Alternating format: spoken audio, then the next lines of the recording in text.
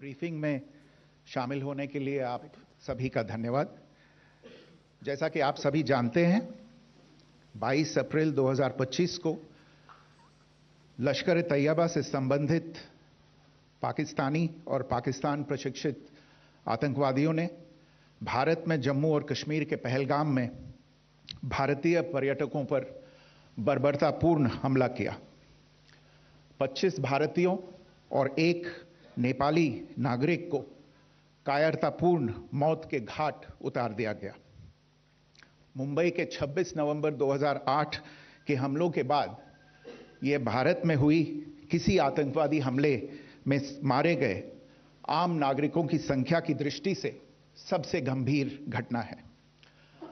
पहलगाम का हमला अत्यधिक बर्बरतापूर्ण था, जिसमें वहां मौजूद लोगों को करीब से और उनके परिवारों के सामने सिर पर गोली मारी गई। हत्या के इस तरीके से परिवार के सदस्यों को जानबूझकर आघात पहुंचाया गया। साथ ही उन्हें यह नसीहत भी दी गई कि वे वापस जाकर इस संदेश को पहुंचा दें। यह हमला स्पष्ट रूप से जम्मू और कश्मीर में बहाल हो रही सामान्य स्थिति को बाधित करने के उद्देश्य से किया गया था। चूंकि पर्यटन फिर से अर्थव्यवस्था का मुख्य आधार बन रहा था, इस हमले का मुख्य उद्देश्य इसे प्रतिकूल रूप से प्रभावित करना था। पिछले वर्ष आप सभी जानते हैं, 2.25 करोड़ से अधिक पर्यटक कश्मीर आए थे।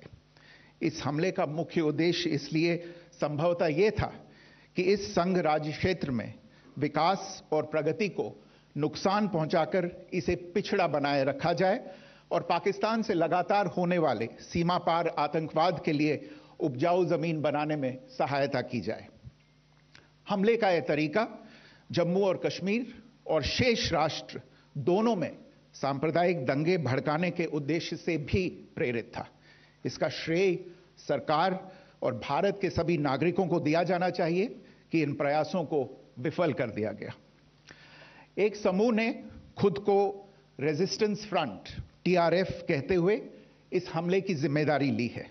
यह समूह संयुक्त राष्ट्र द्वारा प्रतिबंधित पाकिस्तानी आतंकवादी समूह लश्कर-ए-तैयबा से जुड़ा हुआ है। यह उल्लेखनीय है कि भारत ने मई और नवंबर 2024 में संयुक्त राष्ट्र की 1267 कमेटी की सैंक्शंस मॉनिटरिंग टीम को अर्धवार्षिक रिपोर्ट प्रस्तुत की थी, जिसमें TRF के बारे में साफ इनपुट दिए गए थे। इससे पाकिस्तान स्थित आतंकवादी समूहों के लिए कवर के रूप में TRF की भूमिका सामने आई थी। इससे पहले भी दिसंबर 2023 में भारत ने इस टीम को लश्कर-ए-तैयबा और जैश-ए-मोहम्मद के बारे में सूचित किया था, जो TRF जैसे छोटे आतंकवादी समूहों के माध्यम से अपनी गतिविधियों को संचालित कर रहे हैं। इस संबंध में 25 अप्रैल को UN सिक्योरिटी काउंसिल प्रेस वक्तव्य में TRF के संदर्भ को हटाने के लिए पाकिस्तान के दबाव पर भी ध्यान दिया जाना चाहिए। पहलगाम आतंकवादी हमले की जांच से पाकिस्तान के साथ आतंकवादियों के संपर्क उजागर हुए हैं। रेजिस्टेंस फ्रंट द्वारा किए गए दावे और लश्कर-ए-तैयबा से ज्ञात सोशल मीडिया हैंडल द्वारा इसको रीपोस्ट किया जाना इसकी पुष्टि करता है। चश्मदीद गवाहों और विभिन्न जांच एजेंसियों को उपलब्ध अन्य सूचनाओं के आधार पर हमलावरों की पहचान भी हुई है।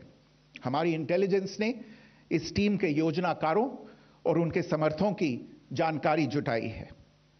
इस हमले की रूपरेखा भारत में सीमा पार आतंकवाद को अंजाम देने के पाकिस्तान के लंबे ट्रैक रिकॉर्ड से भी जुड़ी हुई है, जिसके लिखित और स्पष्ट दस्तावेज उपलब्ध हैं। पाकिस्तान दुनिया भर में आतंकवादियों के लिए एक शरण स्थल के रूप में पहचान बना चुका है।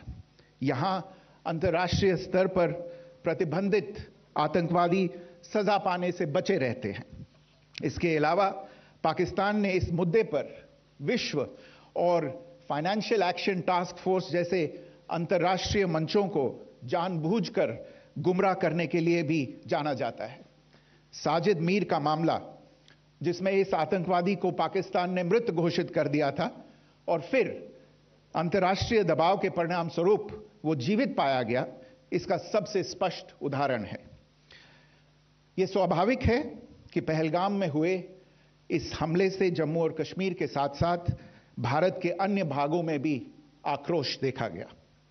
हमलों के बाद भारत सरकार ने स्वाभाविक रूप से पाकिस्तान के साथ संबंधों को लेकर कुछ कदम उठाए। आप सभी उन निर्णयों से अवगत हैं जिसकी घोषणा 23 अप्रैल को की गई थी।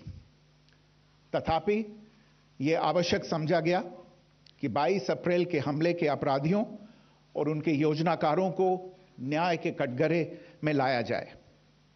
हमलों के एक पखवाड़े के बाद भी पाकिस्तान द्वारा अपने क्षेत्र या अपने नियंत्रण वाले क्षेत्रों में आतंकवादियों की इंफ्रास्ट्रक्चर के विरुद्ध कार्यवाही करने के लिए कोई स्पष्ट कदम नहीं उठाया गया है।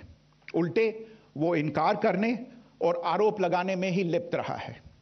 पाकिस्तान आधारित आतंकवादी मॉड्यूल्स पर हमारी खुफिया निगरानी ने संकेत दिया है कि भारत के विरुद्ध आगे भी हमले हो सकते हैं। अतः इनको रोकना और इनसे निपटना दोनों को बेहद आवश्यक समझा गया। आज सुबह, जैसा कि आपको ज्ञात होगा, भारत ने इस तरह के सीमा पार हमलों का जवाब देने और उन्हें रोकने तथा उनका प्रतिरोध करने के अपने अधिकार का प्रयोग किया है। यह कार्यवाही नपीतुली, नॉन एस्केलेटरी, आनुपातिक और जिम्मेदारीपूर्ण है। यह आतंकवाद की इंफ्रास्ट्रक्चर को समाप्त करने और भारत में भेजे जाने वाले संभावित आतंकवादियों को अक्षम बनाने पर केंद्रित है। आपको यह भी स्मरण होगा कि 25 अप्रैल 2025 को संयुक्त राष्ट्र सुरक्षा परिषद ने पहलगाम आतंकवादी हमले पर एक प्रेस वक्तव्य जारी किया था, जिसमें आतंकवाद के इस निंदनीय कार्य के अपराधियों, आयोजकों, फाइनेंसरों और प्रायोजकों को जवाबदेह ठहराने और उन्हें न्याय के दायरे में लाने की आवश्यकता पर जोर दिया गया था। भारत की आज की इस कार्रवाई को इसी संदर्भ में देखा जाना चाहिए। Good morning. Thank you all for joining this briefing. As you are all aware, on April 22, 2025, Pakistani and Pakistan-trained terrorists belonging to the Lashkar-e-Taiba carried out a savage attack on Indian tourists at Pahalgam in Jammu and Kashmir in India. They murdered 26 people, including one national of Nepal, causing the largest number of civilian casualties in a terrorist attack in India since the 26 November 2008 attacks in Mumbai. The attack in Pahalgam was marked by extreme barbarity, with the victims mostly killed with headshots from close range and in front of their families. Family members were deliberately traumatized through the manner of the killing, accompanied by the exhortation that they should take back the message. The attack was clearly driven by the objective of undermining the normalcy returning to Jammu and Kashmir. In particular, it was designed to impact the mainstay of the economy, tourism, with a record 23 million tourists visiting the valley last year. The calculation, presumably, was that harming growth and development in the Union Territory would help keep it backward and create fertile ground for continued cross-border terrorism from Pakistan. The manner of the attack was also driven by an objective of provoking communal discord, both in Jammu and Kashmir and the rest of the nation.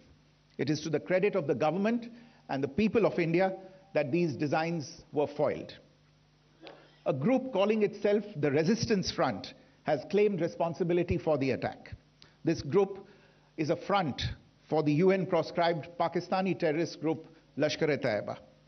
It is notable that India had given inputs about the TRF in the half-yearly report to the monitoring team of the UN's 1267 Sanctions Committee in May and November 2024, bringing out its role as a cover for Pakistan-based terrorist groups. Earlier too, in December 2023, India had informed the monitoring team about Lashkar and Jaish-e-Mohammed operating through small terror groups such as the TRF. Pakistan's pressure to remove references to TRF in the April 25 UN Security Council press statement is notable in this regard. Investigations into the Pahalgam terror attack have brought out the communication notes of terrorists in and to Pakistan, the claims made by the Resistance Front and their reposting by known social media handles of the Lashkar-e-Taiba speak for themselves. Identification of the attackers based on eyewitness accounts as well as other information available to law enforcement agencies has also progressed. Our intelligence has developed an accurate picture of the planners and backers of this team. The features of this attack also tie in with Pakistan's long track record of perpetrating cross-border terrorism in India, which is well documented and beyond question. Pakistan also has a well-deserved reputation as a haven for terrorists from around the world, with internationally proscribed terrorists enjoying impunity there. In addition, Pakistan has been known to willfully mislead the world and international forums, such as the Financial Action Task Force, on this issue. The Sajid Mir case, in which this terrorist was declared dead and then, in response to international pressure, brought back to life, found alive and arrested, is the most glaring example. The latest attack in Pahalgam has understandably generated deep anger in Jammu and Kashmir and in other parts of India. Following the attacks, the government of India naturally responded with a set of initial measures relating to our engagement with Pakistan. You're all aware of the decisions that were announced on the 23rd of April. However, it was deemed essential that the perpetrators and planners of the 22nd April attack be brought to justice. Despite a fortnight having passed since the attacks, there has been no demonstrable step from Pakistan to take action against the terrorist infrastructure on its territory or on territory under its control. Instead, all it has indulged in are denials and allegations. Our intelligence monitoring of Pakistan-based terrorist modules indicated that further attacks against India were impending. There was thus a compulsion both to deter and to preempt. Earlier this morning, as you would be aware, India exercised its right to respond and preempt as well as deter more such cross-border attacks. These actions were measured, non-escalatory, proportionate, and responsible. They focused on dismantling the terrorist infrastructure and disabling terrorists likely to be sent across to India.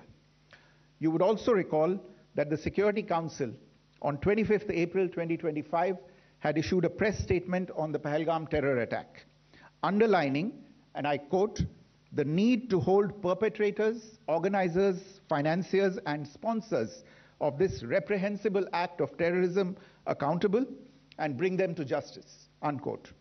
India's latest actions should be seen in this context. Joining me for this briefing on our actions earlier this morning are Colonel Sophia Qureshi and Wing Commander Vyomika Singh. I will request them to share some details regarding Operation Sindoor with all of you.